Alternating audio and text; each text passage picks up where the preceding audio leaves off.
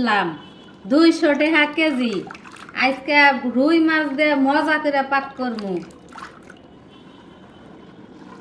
সেই করে পাক করমু। 200 টাকা কেজি।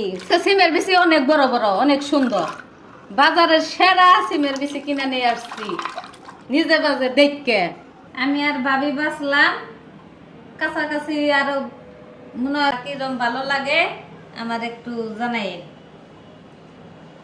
সিমের বিচি তরকারি কি মজা আমার একটু জানাইন, যারা যারা খান। আর যারা যারা না খান তারা তো বলবানি না। আজকে পাক হবে সিমের বিচি, আলু, টমেটো দিয়ে রুই মাছ। হে তো আর খুব হবে সুন্দর লাগতাছে। ফুলকপির কচি শাক ভাজি। কি সুন্দর লাগতাছে।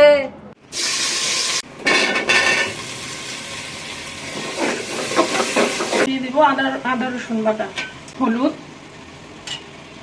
মরিচ, লবণ। এখন দিয়ে দিব কাঁচা জিরার ফাঁকি।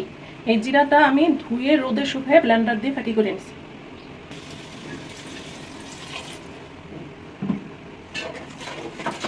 মশলাটা ভালোভাবে কষলে তারপর আমি দিয়ে দিব সিমের বিচি আর টমেটো।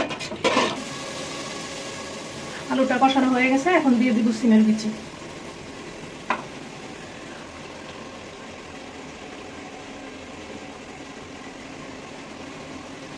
আলুটা আমি আগে দিছি কারণ সিমের বিচিটা দেওয়ার কিছুক্ষণের মধ্যেই সিমের বিচি একদম সিদ্ধ হয়ে গলে যাবে। এর জন্য আমি আলুটা আগে দিয়ে একটুখানি সিদ্ধ করে নিলাম, কারণ সিমের বিচি দেওয়ার 5 মিনিট পরেই তরকারি আমি নামাই ফেলবো।